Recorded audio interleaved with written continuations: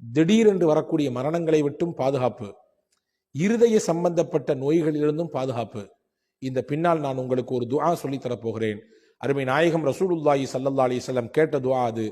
கண்டிப்பாக நம்முடைய வாழ்நாளில் மொத்த நாட்களும் ஓதி வருவோம். அஸ்ஸலாமு அலைக்கும் வரஹ்மத்துல்லாஹி வபரகாத்துஹு. அன்புக்குரிய சகோதர சகோதரிகளே, திடீரென்று ஏற்படக்கூடிய இழப்புகள், மரணங்கள், பெரும் சோதனைகள் இன்னைக்கு காலகட்டத்தில் அது தொடர்ச்சியாக வருவதை பார்க்கிறோம். அதனால பல சமயங்களிலே மன ரீதியாக, சிந்தனை ரீதியாக நாம் அப்படியே சோர்வடைந்துறோம் இல்லையா? அதிலும் குறிப்பாக சமீபத்தில் மார்க்க அறிஞர்களுடைய திடீர் என்று ஏற்பட்ட மரணங்கள் சமுதாயத்திற்கு ஒரு பெரிய இழப்பை, ஒரு பெரிய ஒரு கைசேதத்தை ஏற்படுத்தியிருக்குது இல்லையா? குறிப்பாக மௌலானா தர்வேஷ் ரசாதி ஹசரத் அவர்கள், சென்னை வடபழனியினுடைய 35 ஆண்டுகால இமாம், அவர்களுடைய திடீர் மரணம் பல பேருடைய உள்ளத்தையும் புரட்டி போட்டிருக்கு. அவர்களை மாறி வாழ வேண்டும் என்கின்ற சிந்தனையை தந்திருக்குது. எல்லாரும் கேட்குறோம், இன்னைக்கு திடீரென்று ஏற்படக்கூடிய ஆபத்துகளை எல்லாம் விட்டு நீங்க வேண்டும், திடீரென்று ஏற்படக்கூடிய மரணங்களை எல்லாம் விட்டு நம் எல்லோருக்கும் அல்லாஹ் பாதுகாப்பை தர வேண்டும் என்று நிச்சயம் கேட்க வேண்டிய ஒன்று. அதிலும் குறிப்பாக இன்னைக்கு காலகட்டத்தில் இருதய நோய் என்பது எல்லா தரப்பு மக்களுக்கும் வருது.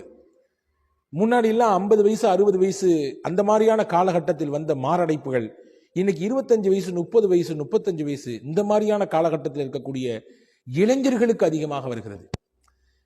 ஒன்றும் செய்யாம ஓடாம உழைக்காம ஒரு இருந்த இடத்துல இருக்கக்கூடியவங்களுக்கு வந்து போன நோய்கள் இன்னைக்கு நல்லா உழைச்சி நல்ல சம்பாதிக்கிற, சொல்ல போனால் உடற்பயிற்சியை மணிக்கணக்கில் செய்யக்கூடிய நபர்களுக்கும் கூட இருதய நோய் சர்வசாதாரணமாக வந்துட்டு போறதை பார்க்குறோம். இருதய நோய் என்பது இன்னைக்கு ஒரு பெரிய ஒரு நோயாக இன்னைக்கு மாறி இருக்குது. 2 விஷயத்தை நான் இந்த காணொலியில் சொல்ல போகிறேன், முழுமையாக நீங்கள் கேளுங்கள். திடீரென்று வரக்கூடிய மரணங்களை விட்டும் பாதுகாப்பு, இருதய சம்பந்தப்பட்ட நோய்களிலிருந்தும் பாதுகாப்பு. இந்த பின்னால் நான் உங்களுக்கு ஒரு துஆ சொல்லி தரப்போகிறேன். அருமை நாயகம் ரசூலுல்லாஹி ஸல்லல்லாஹு அலைஹி வஸல்லம் கேட்ட துஆ அது.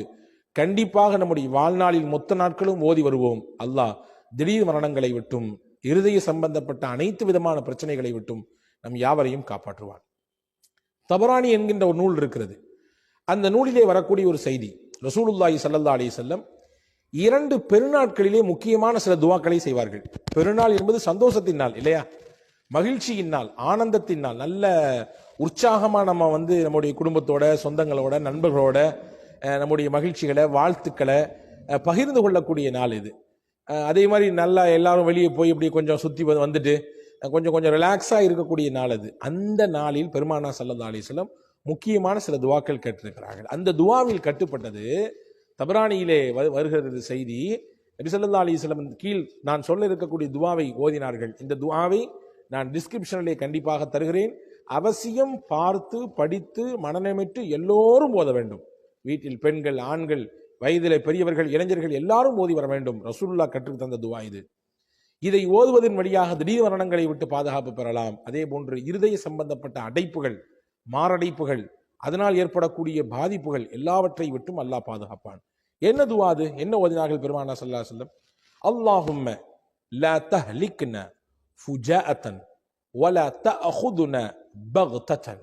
யா அல்லாஹ், யா அல்லாஹ், திடீரென்று எங்களுக்கு வரக்கூடிய இறப்பின் மூலமாக எங்களை நீ அழித்து விடாதே ரப்பே.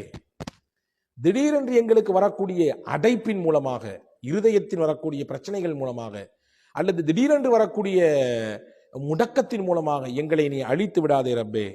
அதே போன்று வலா தக்ஃபுல்னா அன் ஹக்கின் வலா வசியா. மேலும் யா அல்லாஹ், எங்களுடைய கடமைகள், நாங்கள் செய்திருக்கக்கூடிய வசியத்துகள், இதையெல்லாம் நாங்கள் நிறைவேற்றுவதை விட்டும் எங்களை ரப்பே நீ மறக்கடிக்க செய்து விடாதே. எங்களுக்குன்னு சில கடமைகள் இருக்குது. எங்க குடும்பத்துக்கு நாங்கள் ஆற்றக்கூடிய கடமை இருக்குது. எங்க சமுதாயத்துக்கு நாங்கள் ஆற்றக்கூடிய கடமை இருக்குது. எங்களை சுத்தி இருக்கவங்களுக்கு நான் செஞ்சு கொடுக்க வேண்டிய கடமை இருக்குது.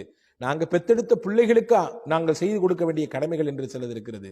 நாங்கள் எடுத்துக்கொண்ட பொறுப்பு, ஒவ்வொருத்தரும் ஒவ்வொரு பொறுப்பு எடுத்திருக்கோம். வேலை எடுத்திருக்கோம், சமுதாய கடமைகளை பொறுப்பா எடுத்திருக்கோம் இல்லையா? தொலை வைக்க வேண்டும் என்ற பொறுப்பை எடுத்திருக்கிறோம், மார்க்கத்தை பரப்ப வேண்டும் என்கின்ற பொறுப்பை எடுத்திருக்கிறோம், ஒருத்தவங்களுக்கு ஒரு குடும்பத்துக்கான பொறுப்பை கையில் எடுத்திருக்கிறோம். இதையெல்லாம் செஞ்சு முடிக்கிறதுக்குள்ள அதுக்கான ஒரு சரியான இடத்துல கொண்டு போய் ஒரு பொசிஷன்ல போய் அவங்களை கொண்டு நிப்பாட்டுறதுக்குள்ள, யா அல்லாஹ் எங்களை நீ அழைத்து கொள்ளாதே, எங்களுடைய முடிவை நீ எழுதிவிடாதே என்று பெருமானா ஸல்லல்லாஹு அலைஹி வஸல்லம் அவர்கள் என்னைக்கு கேட்டாங்க? அதுதான் முக்கியமானது. பெருநாள் என்று கேட்டிருக்கிறார்கள். சந்தோஷத்தின் நாள், மகிழ்ச்சியின் நாள், ஆனந்தத்தின் நாள். மகிழ்ச்சியையும் ஆனந்தத்தையும் நல்ல ஒரு குதூகலத்தையும் பரிமாறிக்கொள்ளக்கூடிய அந்த நாளிலே எந்த துஆவை ரசூலுல்லாஹ் கேட்கறாங்க பார்த்தீங்களா? அப்படின்னா எவ்வளவு முக்கியமானது இது என்பதை ரசூல் ஸல்லல்லாஹு அலைஹி வஸல்லம் சொல்லித் தருகிறார்கள். எனவே திடீரென்று வரக்கூடிய அனைத்து விதமான ஆபத்துகளிலிருந்து அல்லாஹ்விடத்திலே பாதுகாப்பு கேட்க வேண்டும். எத்தனையோ துஆக்கள் இன்று நாம் கேட்கிறோம் இல்லையா? அதுக்கு துஆ சொல்லுங்க, இதுக்கு துஆ சொல்லுங்க. இன்னைக்கு நம்ம சமுதாயத்துல இந்த காணொலியின் மூலமாகவே இதை நான் சொல்லிக் கொள்கிறேன். நிறைய பேர் துஆ மட்டுமே போதும் என்று நினைத்துக் கொண்டிருக்கிறோம். இந்த துஆ ஓதுனா முடிஞ்சு போச்சு. அது மட்டும் இல்லை பெருமக்களே, துஆ செய்ய வேண்டும் என்பது நம்முடைய பொறுப்பு, கடமை. ஆனா அந்த வார்த்தையை சொன்னா போதுமானது, இதை மட்டும் நான் நம்பிக்கிறேன் அப்படின்ற மாதிரி எண்ணத்தோடு மட்டும் நின்று விடக்கூடாது. அதையும் தாண்டி அல்லாஹ்வை திருப்திப்படுத்தக்கூடிய விதத்தில் நம்முடைய செயல்பாடுகளை அமைத்துக் கொள்ள வேண்டும். அவன் கடமையாக்கிய கடமைகளை நிறைவாக செய்ய வேண்டும். அவனுடைய ரசூல் ஸல்லல்லாஹு அலைஹி வஸல்லம் காட்டித் தந்த வழியில் நிலைத்து நிற்க வேண்டும். அவர்களை சந்தோஷப்படுத்தக்கூடிய விதத்திலே நம்முடைய செயல்பாடுகளை அமைச்சுக்கணும். அதோடு சேர்த்து இந்த துஆவும் சேரும் பொழுது நிச்சயமாக அது பெரிய தாக்கத்தை, பெரிய மாற்றத்தை ஏற்படுத்தும். எனவே இந்த துஆ நிச்சயமாக இருதய அடைப்பிலிருந்து, மாரடைப்புகளிலிருந்து, திடீரென்று ஏற்படக்கூடிய மரணங்களிலிருந்து, நம்முடைய கடமைகளை நிறைவாக செய்து முடிக்கும் வரையிலும் உண்டான அந்த நீண்ட ஆயுசை அல்லாஹ் போட்டு தருவதற்கு நிச்சயம் வழிவகை செய்யும் என்பதை நபிகளும் பெருமானா ஸல்லல்லாஹு அலைஹி வஸல்லம் அன்னவர்கள் பெருநாள் என்று கேட்ட இந்த துஆவின் வழியாக நாம் புரிந்து கொள்கிறோம், விளங்கிக் கொள்கிறோம். வல்ல அல்லாஹ் நம் யாவருக்கும் திடீரென்று ஏற்படக்கூடிய எல்லா விதமான ஆபத்துகள், முசீபத்துகளை விட்டு, திடீர் மரணங்களை விட்டு உங்களையும் என்னையும் எல்லா மக்களையும் காப்பானாக. குறிப்பாக மார்க்கத்தை அந்தந்த பகுதிகளிலே, தங்களுடைய ஊர்களிலே, தாங்கள் பணி செய்யக்கூடிய இடத்திலே திறம்பட எடுத்து வைத்துக் கொண்டிருக்கக்கூடிய அறிஞர் பெருமக்கள், உலமாக்கள், மதரசாக்களிலே ஆசிரியர்களாக இருக்கக்கூடியவர்கள், பள்ளிவாசல்களிலே இமாம்களாக இருக்கக்கூடியவர்கள், நான் சமூகத்திற்கு கேட்டுக்கொள்கிறேன், இந்த காணொலியை பார்க்கக்கூடிய எல்லோருக்கும் சொல்லுகிறேன், அவர்களுடைய ஆரோக்கியத்திற்கு, அவர்களுடைய நீண்ட ஆயுசிற்காக வேண்டி எல்லோரும் துஆ செய்யுங்கள். ஏனென்றால் உலமாக்கள் தான் மார்க்கத்தோடு மக்களை கொண்டு சேர்க்கக்கூடியவர்கள். மார்க்கத்தோடு மக்களை கொண்டு கனெக்ட் பண்ணக்கூடிய வேலையை மிகச்சிறப்பாக ஆலிம் பெருமக்கள் செய்து கொண்டிருக்கிறார்கள். எல்லாருக்கும் மரணம் வரும், அதுல எந்த மாற்று கருத்து இல்லை. யாரும் உலகத்துல நிலையா இருக்க போறது கிடையாது. ஆனாலும் அவர்களின் ஆயுசு கொஞ்சம் நீட்டிப்போடு இருக்கிற பொழுது அதன் மூலமாக சமுதாயத்துக்கு பல பலன்கள் கிடைக்கும். சமுதாயத்தை அல்லாஹ்வோடு சேர்க்கறதுக்கு, மார்க்கத்தோடு கொண்டு வந்து இணைக்கிறதுக்கு, ரசூலோடைய விஷயங்களை போய் அவங்க கல்புகளில் கொண்டு சேர்க்கறதுக்கு அவர்கள் மிக முக்கிய காரணமாக இருக்கிறார்கள் என்பதனாலே அவர்களுடைய நீண்ட ஆயுளுக்கும் இன்ஷா அல்லாஹ் அவசியம் தாங்கள் அனைவர்களும் துஆ செய்யுங்கள். திடீரென்று மரணித்து போன உலமாக்கள், இறைநேச செல்வர்கள், குறிப்பாக சென்னை வடபழனியினுடைய இமாம், அதே போன்று டி நகர் இலியாஸ் ஹஜ்ரத் அவர்கள் போன்ற தமிழகத்தின் பல பாகங்களிலே திடீரென்று மரணித்துவிட்ட எல்லா அறிஞர் பெருமக்களுக்கும் உலமாக்களுக்கும் வல்ல அல்லாஹ் அவர்களுடைய மன்னரை விசாலமாக்கி ஒளிமயமான மறுமையை அவர்கள் யாவருக்கும் தருவானாக. நம்முடைய மரணத்தையும் எல்லோருக்கும் பாடமாக, படிப்பினையாக, நம்முடைய வாழ்க்கையை பார்த்து அவர்களும் பின்பற்றக்கூடிய நல்ல பாக்கியத்தை நசீபாக்கி தரட்டும்.